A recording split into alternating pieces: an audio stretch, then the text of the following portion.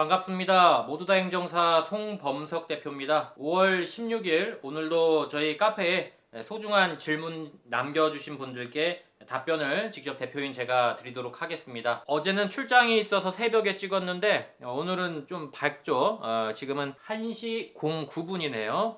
역시 낮에 찍는 게 좀 쌩쌩하고 좋은 것 같습니다. 지금 올려주신 것들을 좀 보겠습니다. 어제는 두 분이 올려주셨네요. 두 분 정도. 2441님.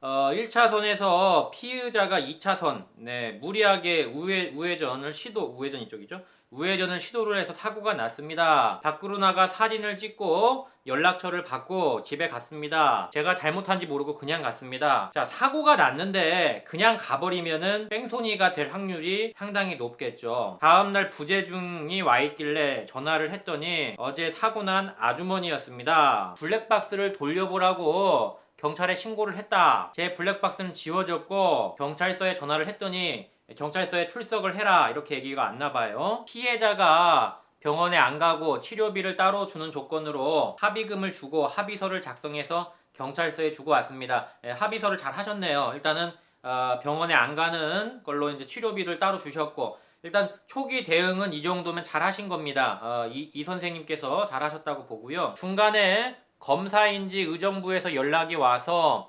전화번호를 받았는데 전화가 너무 많이 와서 뒤로 밀려서 확인이 불가능하다 설명했고, 한 달 반 정도에 벌금 300만원 날라왔습니다. 결론적으로 그냥 벌금이 나온 것 같은데, 질문의 요지는 이 뺑소니를 뺄 수 있느냐 이게 아니라 벌금이 나왔는데 줄일 수 있느냐 이거네요. 근데 사실 벌금이 300만원이면, 만약에 이게 도주 차량죄였다면 벌금이 300만원이라면 상당히 적게 나온 거예요. 왜냐하면 특정범죄 가중처벌법 제5조의 3에 나와 있는 도주 차량죄는 기본이 500만원부터 시작이 됩니다. 제가 물론 이제 사실관계는 좀 봐야겠지만, 지금 그냥 어떤 뇌피셜로 생각을 하자면은 이거는 뺑소니가 성립은 안 된 것 같아요. 운이 좋게. 뺑소니가 성립이 됐다면 면허 4년 취소에 벌금이 500만원 정도 나와야 되는데 그런 경우는 아닌 것 같습니다. 그러면 300만원이 나온 거는 모르겠네요. 일단 사고 후 미조치가 되면은 벌금이 100만원이 나와야 정상인데, 나머지 200만원은 뭐 과중이 된 건지 정확하게 혐의를 좀 봐야 될 것 같은데, 어쨌든 거기에 대해서는 안 써 있으니까 제가 추측을 못 하겠습니다. 자, 벌금을 따로 낼 수 있는지, 벌금액이 너무 세서 갚기가 힘듭니다. 그러니까 벌금은 따로 내는 게 아니라 내긴 내야 돼요, 언젠가는.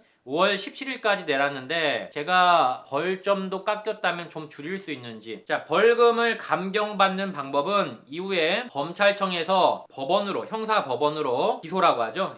기소가 들어가면 보통은 약식 기소가 됩니다. 이런 경우는 약식 기소가 들어가면 그 재판부에서 약식 재판 명령서라는 것을 발부를 합니다. 약식 명령을 받고 나서 7일 안에 정식 재판 청구를 하면 벌금을 감경받을 수 있는 형사 재판의 기회가 주어집니다. 그래서 일단 형사법원에서 약식 명령이 왔는지를 보시고 그 약식 명령서를 받고 나서 7일 안에 정식 재판 청구를 하게 되면 벌금을 줄일 수 있는 기회가 주어집니다. 또한 이 약식 명령에 대한 정식 재판 청구를 하게 되면 정식 재판이 진행되는 기간 동안은 벌금을 내지 않아도 상관없습니다. 왜냐하면 벌금이 확정이 된 게 아니기 때문에 벌금을 낼 의무가 없는 거예요. 그 기간 동안에는. 벌금이라는 건 확정이 돼야 되는 겁니다. 그러면 검찰청에서 왜 자꾸 벌금 내라고 하는 거예요? 그거는 간합벌가금이라는 게 있어요. 네가 저기 정식 재판 안 하고 그냥 벌금 내려면은 이게 간합, 거기에 가짜가 가짜입니다. 가짜 할 때 그 가짜예요.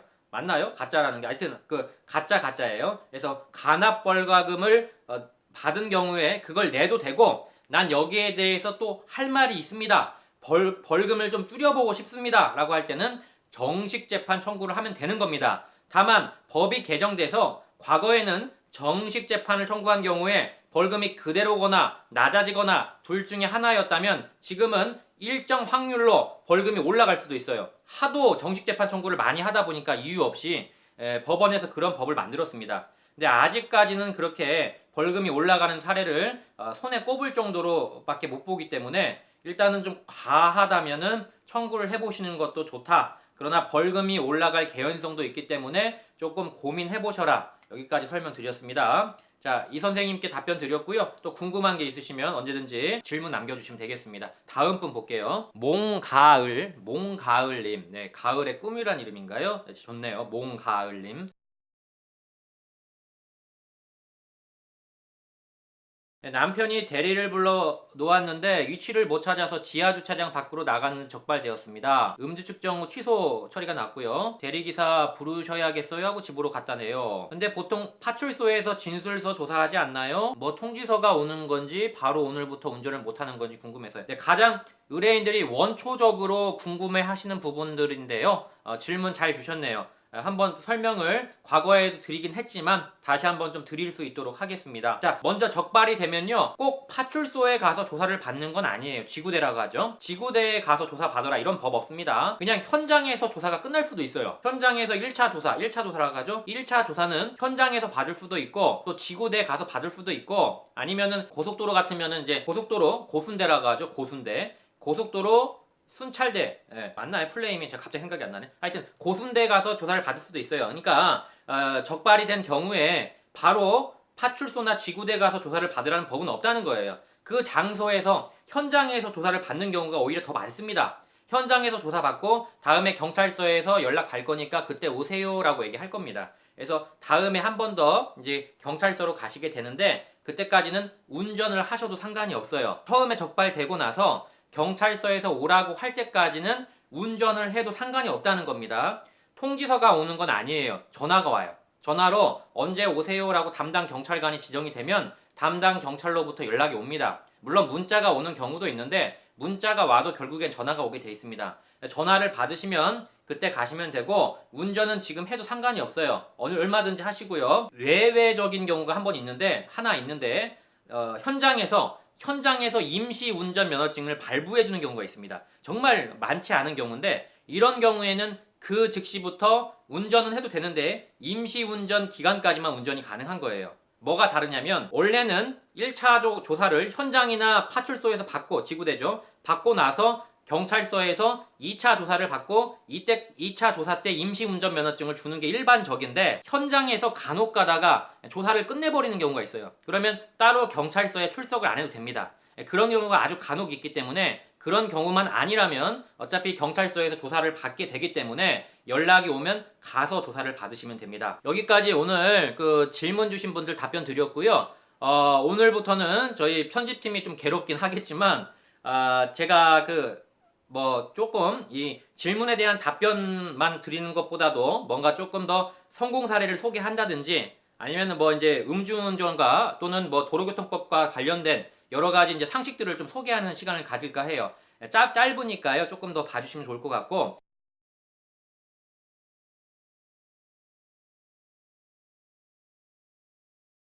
오늘 소개를 해드릴 사례는 어제 구제를 받았던 사례인데 한마디로 구제 사례죠. 구제 사례. 근데 주차장 사례입니다. 주차장 사건인데 주차장 안에서만 운전을 한 경우에는 이게 면허가 취소가 안 돼요. 왜냐하면 주차장이라는 공간은 도로교통법상 도로가 아닙니다.